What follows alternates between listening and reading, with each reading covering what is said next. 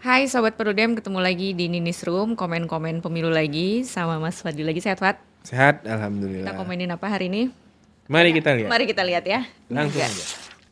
berbelok nih. Oke, dari Kompas ya. Kericuan warnai debat kedua Pilgub Sulsel. Pendukung Mencekak mereka. pendukung dua paslon saling lempar batu. Kok bisa bawa batu ke ruangan debat itu nggak Dalam debat. diperiksa? Lempar batu. Nggak, debat itu kan sebenarnya adu gagasan visi misi ya. Oh, di dekat tempat hotel penyelenggara.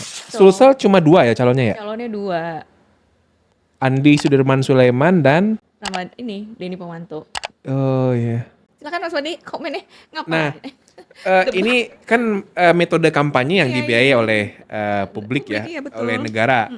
Nah, sebetulnya kita sudah dari lama juga usulkan, Mbak, debat publik ini mestinya yang hadir Fokus ya ke paslon aja. Paslon aja, iya. Paslon aja, misalnya dengan 5 atau 2 orang tim pendamping itu boleh lah gitu ya.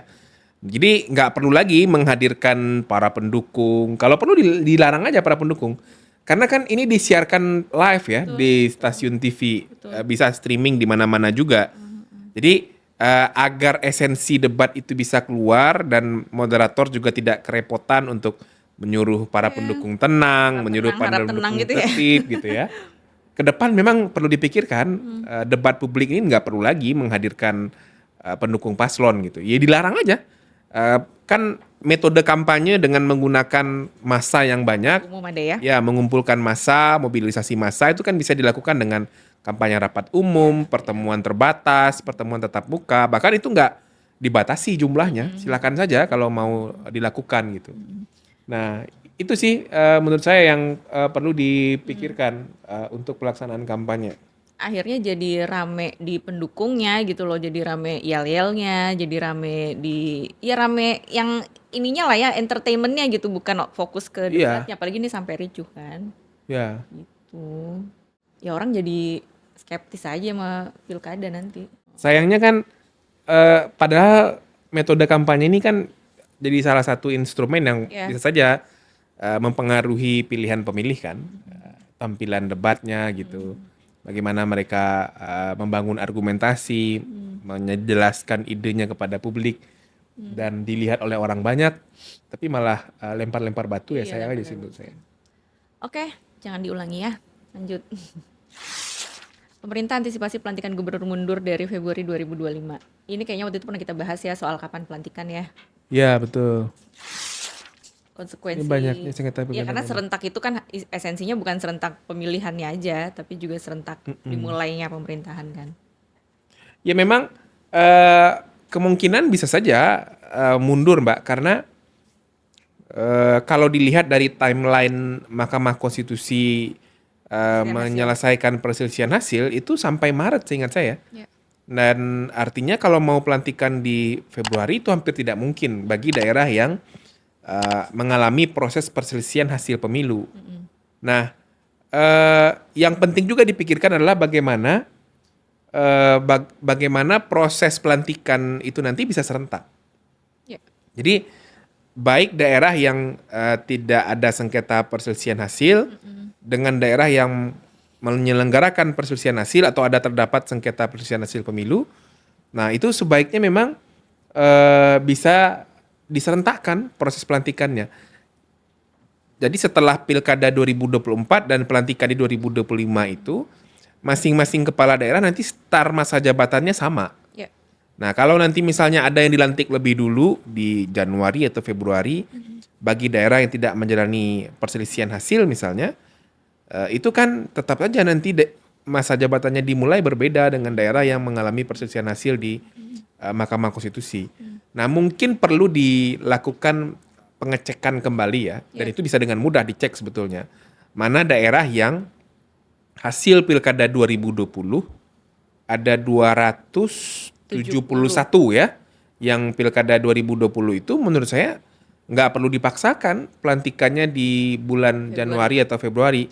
Karena masih ada kepala daerah definitif yang pasti masa jabatannya belum akan melewati 5 tahun. Jadi itu bisa tuh menunggu sampai PHPU kepala daerah selesai ya. Nah, tujuannya agar start masa jabatan itu sama, tidak berbeda-beda lagi. Dan maunya kan ke depan nanti dengan pilkada serentak juga pelantikan, ujung masa jabatannya sama gitu. Ini kayaknya juga PR pemerintahan sekarang ya, menata jadwal pemilu ini kayaknya krusial. Jadi bukan cuman pilkada ya, tapi juga Iya. termasuk keserentakan yang 5 kotak itu perlu jadi prioritas lah ya. Tuh, lanjut ya. Oke, KPU akan gelar pilkada ulang September 2025 jika dimenangkan kotak kosong. Nah, ini belum ada dasar hukumnya sebetulnya. Karena pilkada berikut itu ya pilkada tahun 2029 kan. Kalau kita Tahun baca berikutnya, iya periode berikutnya setelah tahun 2020. berikutnya atau di Periode berikutnya. ada tahun berikutnya, ada Hah? setahun berikutnya, di tahun berikutnya atau di jadwal pilkada berikutnya. Itu Kalau kan di undang-undang pilkadanya emang ada. ada. Jadi bahasanya adalah kalau kotak kosongnya menang, pilkadanya itu akan diulang di tahun berikutnya atau di jadwal pilkada berikutnya. Gitu. Ini makanya Oh. waktu itu KPU ke DPR, dia kayak bingung nih mau mana yang dipilih gitu. Ya ngapain nunggu 2029 kalau bisa 2025 gitu. Oh, ya. Oh, ya benar lah berarti. Gitu, heeh. Tapi waktu itu apa sempet sempet galau juga Itu KPU-nya. bukannya untuk pilkada serentak transisi aja ya? Atau untuk semua daerah yang pilkada dengan calon tunggal? Calon tunggal. Jadi waktu itu kan dia sempat galau juga. Ini kalau kota kosong yang menang mau kapan? Masa nunggu sampai 2029 sementara ada opsi bisa di tahun berikutnya gitu. Makanya kemarin kita yang bilang nih KPU masa cuma milih waktu aja harus Tapi kan bukan soal waktunya aja, Mbak. Ya. Menurut saya sih ada beberapa hal yang perlu disempurnakan. Ya kalau soal waktu oke lah. Misalnya nanti kalau ada kota kosong yang menang, ya pilkada lagi tahun 2025. Tapi pertanyaannya, calon tunggal yang sudah dikalahkan oleh kota kosong, iya, nah itu. itu mestinya nggak boleh ikut lagi. Iya, sama kota kosong aja kalah. Sama kota kosong aja Anda sudah tidak diterima Iya, tuh betul. oleh publik ya. Maka dia nggak boleh ikut lagi. Iya, iya. Nah, juga yang paling penting diatur kan sekali lagi tidak hanya jadwal, tapi juga bagaimana berpikir ada kerangka hukum yang meminimalisir potensi calon tunggal itu. Ya, ambang batas maksimal ya. Jadi problem calon tunggal itu kan selama ini selain problem kaderisasi dan rekrutmen politik di partai ya, yang menjadi persoalan mendasarnya itu kan adalah persoalan persoalan ketiadaan ambang batas maksimal dalam mencalonkan satu pasangan calon oleh partai politik. Nah, ini kan ada momentum kemarin putusan MK nomor 60 tahun 2024 yang menggeser atau mengubah atau menafsirkan ulang syarat minimal pencalonan kepala daerah itu tidak lagi menggunakan persentase kursi, tapi perolehan suara yang besarannya mengikuti ambang batas perolehan suara untuk calon perseorangan kan. Ya. Nah, dengan begitu mestinya perlu juga penyempurnaan pengaturan ambang batas maksimal perolehan suara pemilu legislatif yang boleh digabungkan untuk partai politik dan gabungan partai politik mengusung satu pasangan calon. Nah, saya berpikir misalnya agar lebih mudah ya maksimal 40% atau 50% perolehan suara pemilu legislatif DPRD saja. Sebab dengan 40% atau 50% artinya minimal akan ada 2 pasangan calon kan, Iya, iya. Mbak. Dan ini juga akan mendorong partai untuk bisa berkonsolidasi dari awal. Jadi kalau mau berkoalisi dengan partai mana saja, mempertimbangkan figur yang akan diusung siapa, calonnya kepala daerahnya siapa, calon wakil kepala daerahnya siapa, dan dia berasal dari kader partai mana, dan juga menghitung kalkulasi perolehan suara. Karena tidak boleh lebih dari 40% atau 50% kan. Itu yang perlu juga untuk diatur menurut saya ya. Sehingga tidak hanya bicara soal jadwal pilkada tahun depan, nah tapi juga soal mengubah beberapa formulasi yang bisa memperbaiki dan menyempurnakan kerangka hukum pilkada. Gitu. Ya karena calon tunggal sekarang tuh nggak alamiah ya terjadinya ya. Kalau awal-awal mungkin ya 2015 kan pertama kali ada 3. Ya mungkin secara politikal ya dia natural aja ada 3 gitu. Cuman sekarang kan makin banyak, kayaknya makin dikondisikan nih untuk calon tunggal karena tahu nggak ada batas maksimal itu. Oke. Oh berarti KPU masih ada kerjaan sampai 2025 kalau calon tunggalnya kalah.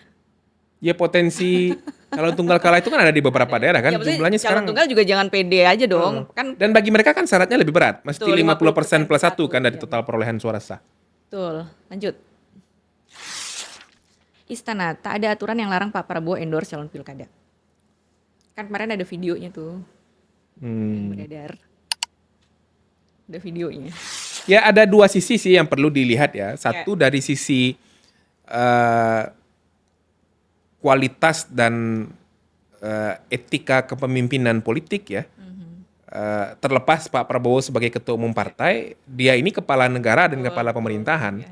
Apakah kepala negara dan kepala pemerintahan meskipun statusnya ketua umum partai bisa dimaklumi untuk mengendorse calon kepala daerah yang kemudian didukung oleh partai politiknya.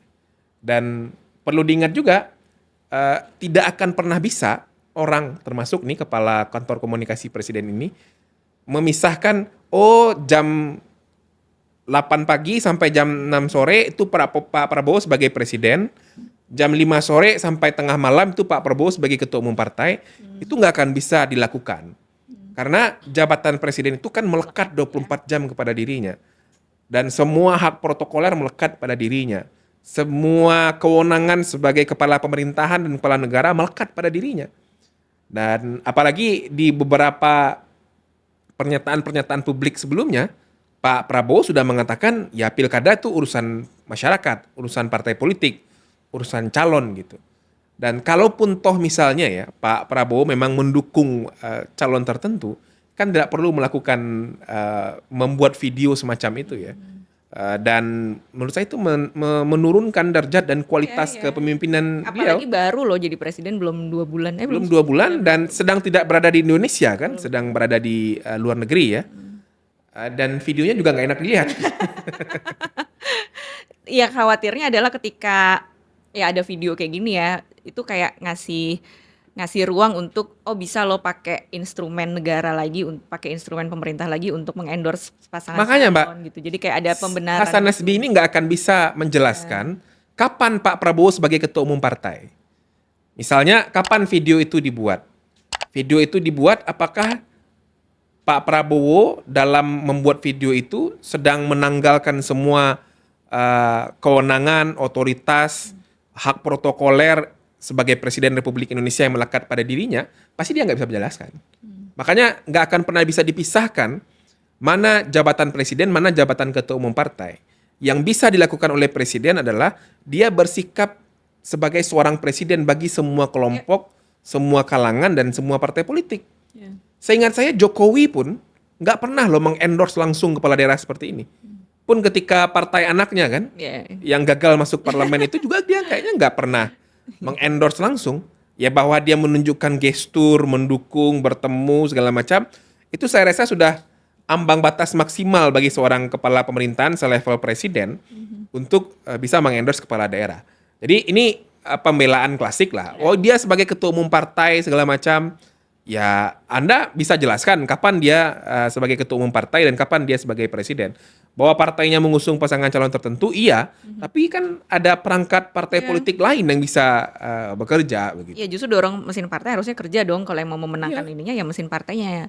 Jadi pertanyaan dong ke mesin partai. Nah kalau yang kedua, itu ke soal kepantasan. Yang kedua soal pelanggaran hukumnya.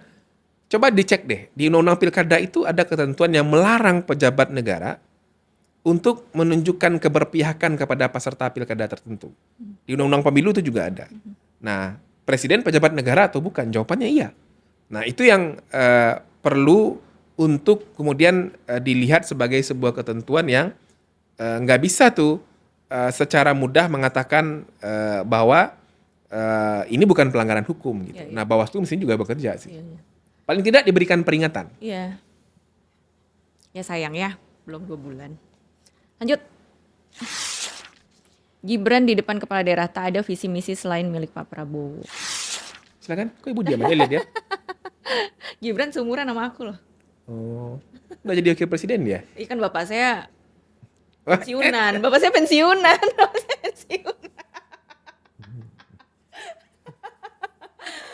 Iya, Ya ini nggak ini perlu masih- dibilang iya, lah ya. Iya, gimana Gaya-gaya doang ini. namanya menteri ya pembantu presiden gak sih? Iya, pembantu presiden.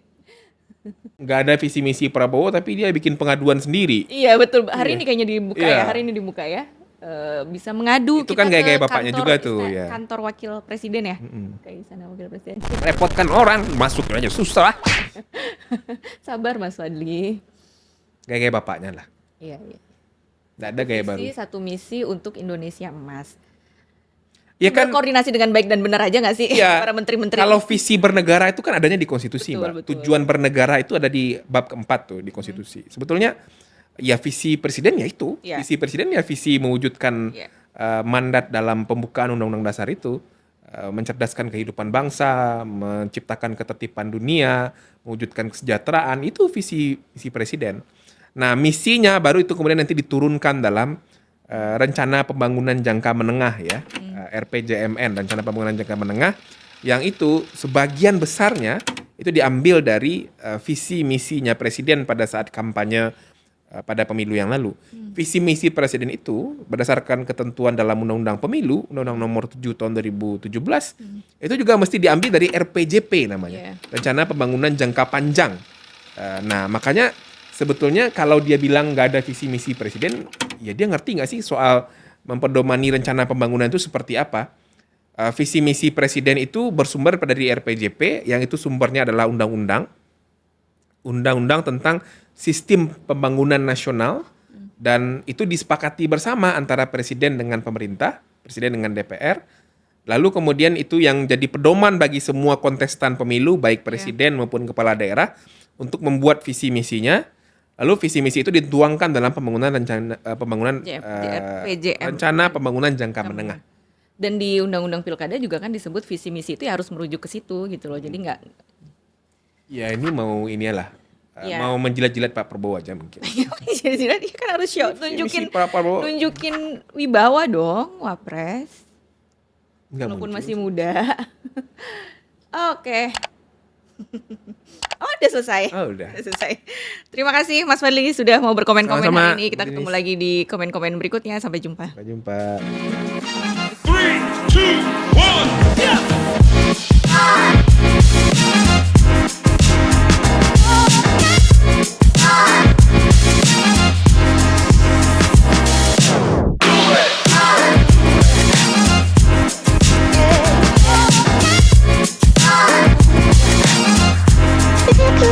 Wanna hear you go.